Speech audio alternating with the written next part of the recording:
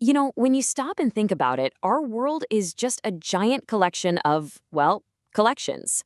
From the planets in our solar system to the friends in your contact list, we're always grouping things. Today, we're going to dive into the really cool mathematical language designed to do just that, set theory. I mean, just think about your music library, right? You've got playlists that share songs.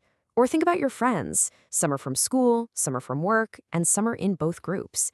It gets messy fast. So the big question is, how do we describe all these overlapping relationships with any kind of precision? Well, that's the exact problem set theory was born to solve. So here's our game plan.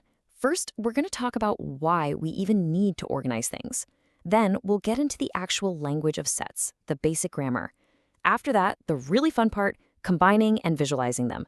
And finally, we'll connect all this back to the tech you're probably using right now. Okay, let's start at the very beginning. Before we can start speaking this new language, we gotta appreciate the problem it solves, which is basically turning a big jumble of stuff into something that actually makes sense. Think of it this way. You start with chaos, a mess of data, a jumble of ideas, whatever.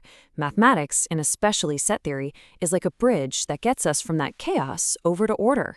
It gives us this really precise tool to define any group you can imagine, and that's the first step for, well, pretty much everything, from building a database to classifying a new species. So, how do we actually speak this language of organization? Well, we need to learn its basic grammar. And that means starting with the most fundamental word of all. So what is a set? Honestly, at its heart, it's just a collection of unique things. That's it. Think of it like a club membership. It doesn't matter when you joined, just that you're a member.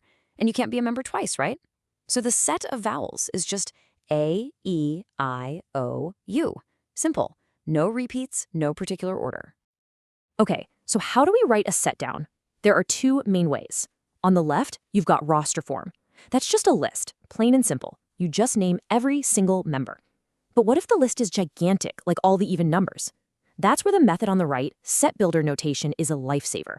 Instead of listing everything, you just write the rule for being in the club. Like here, X is an odd number less than 10. Two different ways to write it, but they describe the exact same set.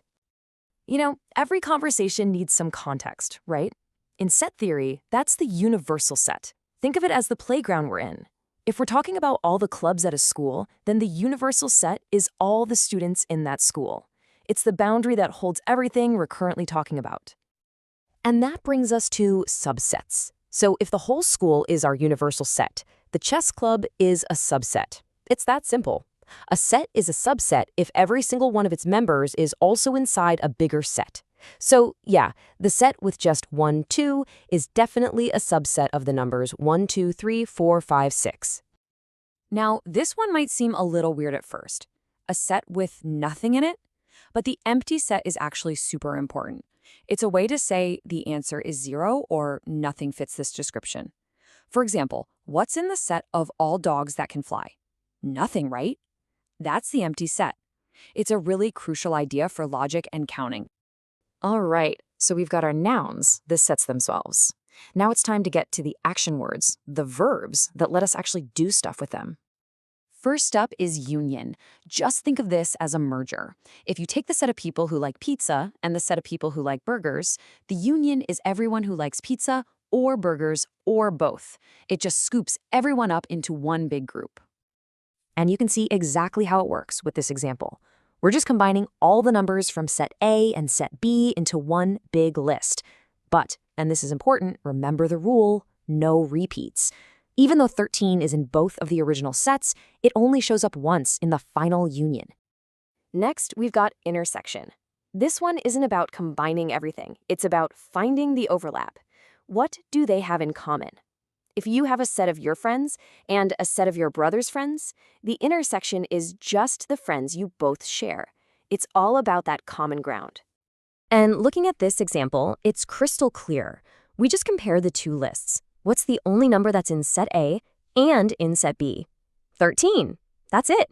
That one shared element is our intersection. Super simple. Our last big operation is difference.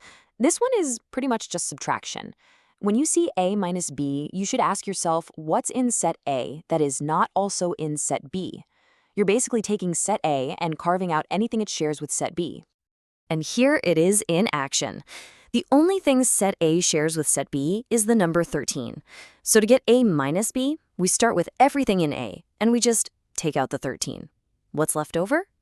10, 11, and 12. Perfect. Okay, we've been talking about all these abstract ideas like union and intersection, but what if we could actually see them? Well, we can. That's where Venn diagrams come in, and they really make everything just click. So say hello to the Venn diagram. That big rectangle you see?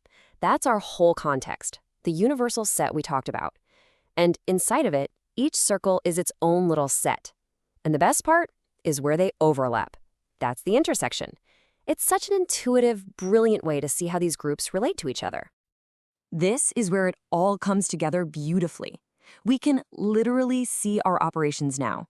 The union? That's the entire colored space of both circles combined. The intersection? Just that little bit in the middle where they overlap. And the difference? A minus B is just the part of circle A that doesn't overlap. Every operation has a clear visual meaning. It's so cool.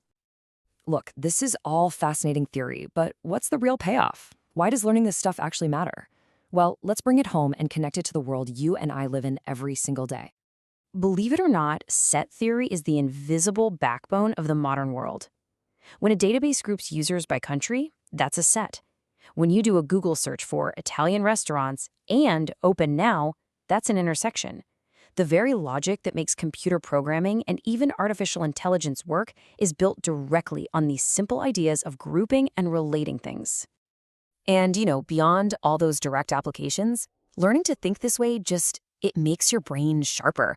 Like this quote says, it's a fantastic tool for getting better at reasoning and solving problems no matter what you do, because it gives you this powerful framework for logical, clear thinking. So, in the end, set theory isn't just some abstract math class. It's a lens. It's a new way to see the world with more clarity. The next time you're making a playlist or filtering a spreadsheet, or even just thinking about your different groups of friends, you're using this language. So now that you can speak it, what sets do you see all around you?